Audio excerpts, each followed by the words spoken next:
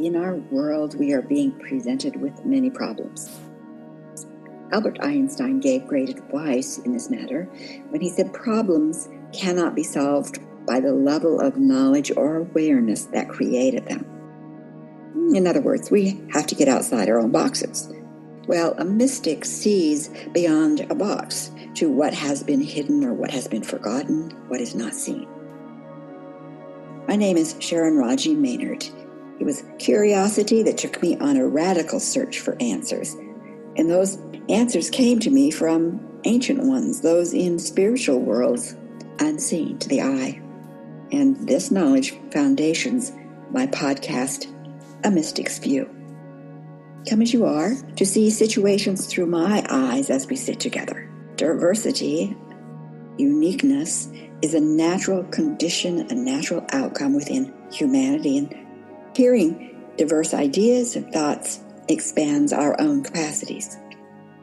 So I encourage you to listen to A Mystic's View, to hear, to be enhanced, and to consider other possibilities. I welcome you to this journey. Good morning. Today, early January 2020, I want to share some insights with you, and as always, I'm going to bring a mystic's view of perception of one who can look down from a larger perspective down into more finite of the physical and look up from the physical into the finite. So sometimes I see things, often I see things a little differently, but that difference can also be the key to help unlock our situations. So today I want to talk about increased labeling of PTSD. And what does that mean from a mystic's view? Well, a mystic's going to always see that we are swimming, floating, flying, singing and dancing and crying within this great expanse of energy, a biofield that holds us all and holds all that is remaining from those who have lived before, if you're speaking of a physical world. When energy is moved through a physical system, like a physical body, mind, or emotions, that energy is imprinted by that one in the physical body. We imprint energy. Therefore, our thoughts become real. Our emotions become real.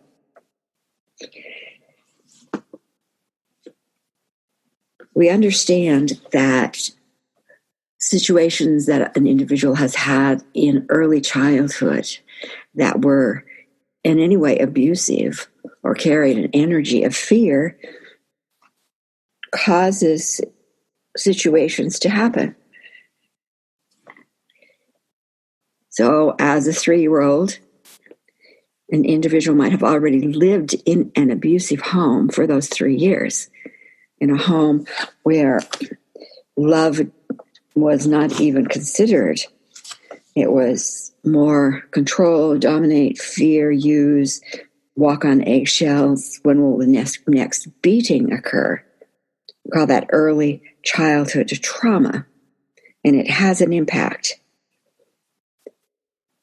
The energy impact is that here is this little one, let's say by the age of 1, has felt the vibrational energies rolling off his or her father. Usually this type of abuse is father or male, rolling off of the father, and that little one feels it because of their sensitivity. They have no way to know what to do with it, but they know it does not feel right, good. It causes themselves to begin to shrink away from that energy field. And then when they witness father beating mom, speaking harshly to her, discounting, then that ups the energy, and it becomes then, oh my gosh, this is not a safe world. This is not safe for me. I'm too little. Big people are dangerous. And then as the abuse is more targeted or feels like it's targeted toward the child than the thoughts and stories that he or she makes up to try and make sense of the situation is something's wrong with me. I don't know how to live. I can't keep myself safe. Mom can't keep me safe. Something's wrong with me. I don't belong here. And all of those natural occurring responses create energy seeds, that entropy energy, like negative karma energy that is now in the biofield, definitely of the child, definitely within the family, but it doesn't stay contained in those places. It moves like the wind, and that energy of abuse, of discounting, of I'm not enough, something's wrong with me, this world isn't safe, becomes a part of the contaminated energy within the biofield of humanity. Those seeds created in a situation of trauma we call post-traumatic stress when they're activated.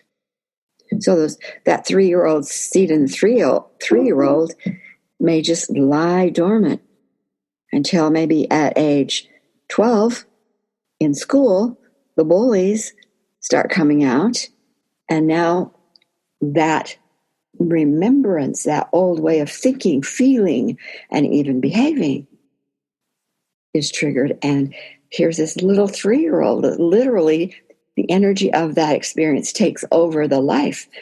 And here's a 12-year-old acting like a 3-year-old. Here's a 12-year-old who just can't think straight, whose mind's fogged, who can't come to conclusions, who can't stand up to the bully because of what has been triggered in the current life, but it happened and is stored from that 3-year-old experience, post-traumatic distress syndrome. Same thing happens with those who go to war, with those who have been raped, those who have been bullied, yes. So we have a biofield in which we are living, breathing, dancing, swimming that we can't see with our physical eyes is totally contaminated and poisoned. And that is no wonder that these seeds get triggered in a lifetime. Now you add to that the fact that we are beginning to understand what energy workers have known for a very long time, that patterns, trauma, distress, death, suicide, depression, those kinds of genetic patterns that happen not just when you were a 3-year-old, but they happened to your great-great-great-great-grandparents 50 years ago, 100 years ago, 700 years ago. Those patterns they don't self-correct. So they become an inherited part of your genetic life stream, yes, even into the DNA. And so you might find that you are acting out a situation that your great-great-grandmother had when her children ignored her, and that's all her life was about, is her children. So decided instead then to drink some lye because life isn't worth living. My kids don't even care. And so here you are generations later as a woman, and for whatever reason, you feel the need that your children love you. They have to love you. They have to make you feel good. Why? Because they're your entire purpose in living, not your pattern, your great-great-great-great-grandmother's pattern. What do you do about that? Energy healing, my friend. Do what you need to do in the moment, yes. But who can you find who can work on an energy level, a spiritual energy level, the unseen regions, to go back to those times and heal them? Heal your great-great-great-grandmother, to give her tools that she can leave, can stand up to, that she finds more in her life as her children leave the nest. Because when we heal the past, post-traumatic stress buttons go away in our current life. Otherwise, we're chasing all kinds of old trauma. And we can explain our current behavior to hide, to fight, to run on the fact that a trigger of an old event happened. And we are now the 3-year-old hiding in the room, sucking my thumb under my blanket. Post-traumatic stress is old genetic and personal situations for which you have not had sufficient tools, professionals, processes to heal the past. And it must be healed or it will continue to manifest. So you want to know more, send me questions, send an email. But we cannot continue to live with just labels. We have to know why they're there and what to do in order to eliminate them. We are not going for wellness being simply a state of drug-induced coma.